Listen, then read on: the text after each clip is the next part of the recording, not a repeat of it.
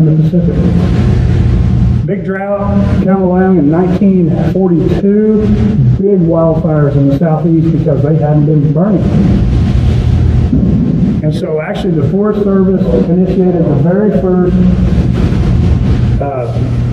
the Forest Service approved burn in 1943 in the Osceola National Forest in Florida. That was the first time they ever approved a burn to be done. And so that was a big part of it. Also in the 40s, 1943, first full-color animated movie come out, Walt Disney, Bambi. Probably one of the biggest, ended up being one of the biggest anti-fire campaigns or movies there was, but actually, to me, it was a very pro-fire movie, if you got it. How many of y'all seen Bambi? Come on, lift your hands up. Y'all seen it? Yeah, there you go. Man up and say you've seen Bambi. So, that's the deal. But what do you remember about it?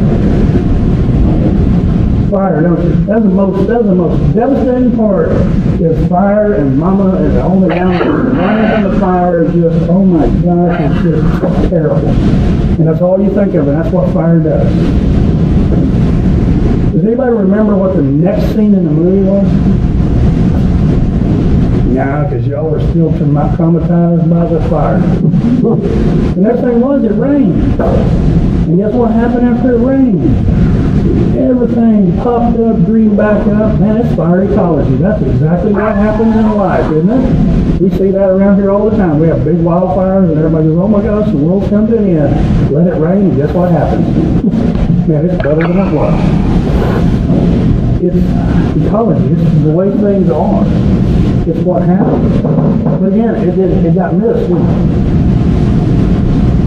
And actually, the Forest Service tried to get Walt Disney to make Bambi their anti-fire icon. And Walt Disney wouldn't do it. And I haven't read it. I've tried to figure out why he wouldn't do it, but I've never seen anything why he wouldn't allow it on that. So then you get Smokey Bear. 1944, an ad agency in Los Angeles created him from the Forest Service. The first slogan was "Care will prevent 9 out of 10 forest fires." 1947, you get the famous slogan, "Only you can." So everybody knows that. Actually, in 2006 or 2007, which was the 60th anniversary of Smokey, they did a survey. 98% or 95% of the population in the U.S. could finish that slogan. 50% of people don't even know where milk comes from. Do they? They wouldn't drink it if they did. And that kind of stuff. But they know fire is bad. Why do they know fire is bad? Smokey told them.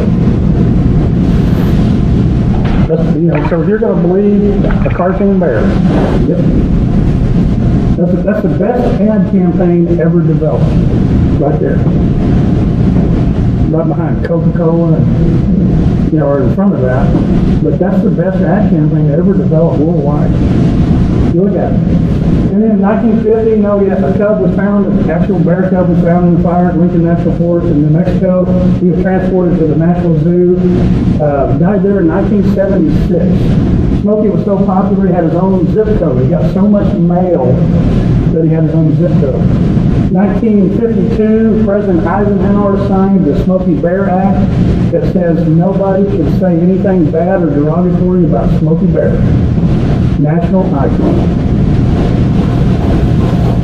He does have a new message today.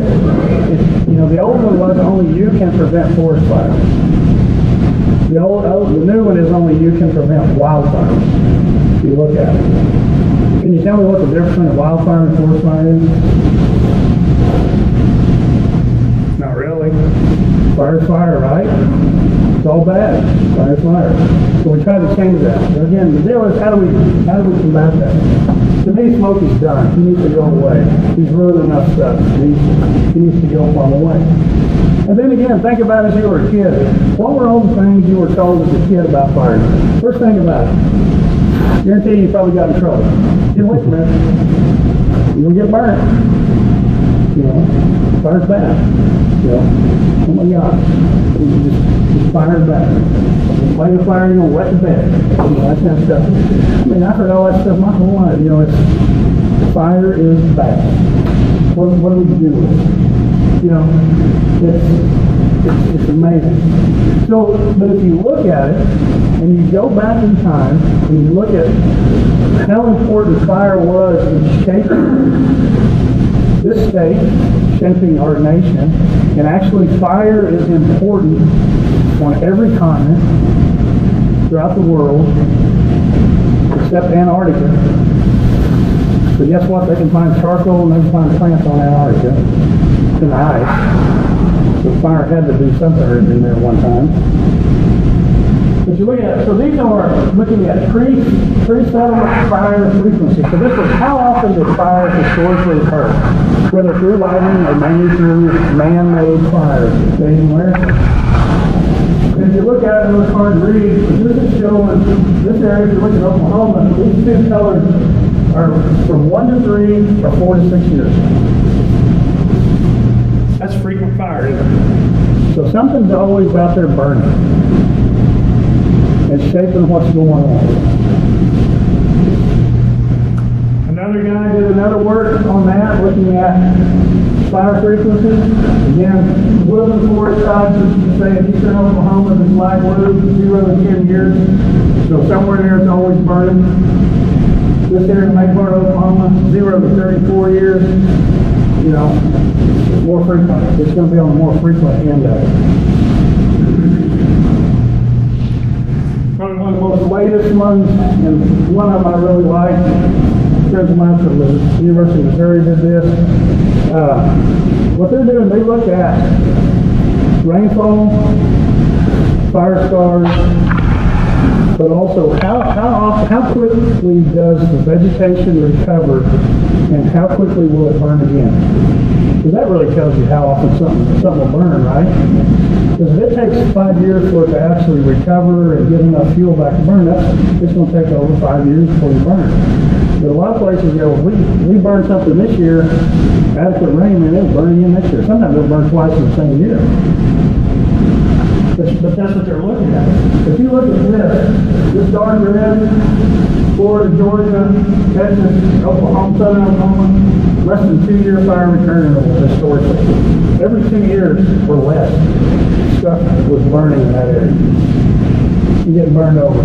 Another red, orange, 2 to 4. The deal is, I can show you, I showed you 3 different maps, and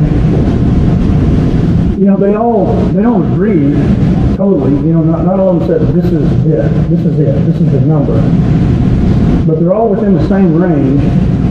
But also the deal is they're showing that there's a whole lot more fire historically went on than there is now. And that's the biggest problem, because there's not enough going on.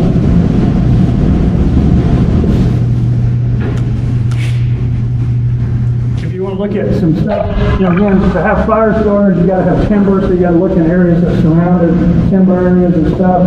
These are studies that have been done in areas in Oklahoma and around. One of them was good one to look at, the Wichita Mountain study that was done. Because again, you go into dry climate, southwest Oklahoma, a lot drier, you think, oh, it's dry, we don't burn very often down there.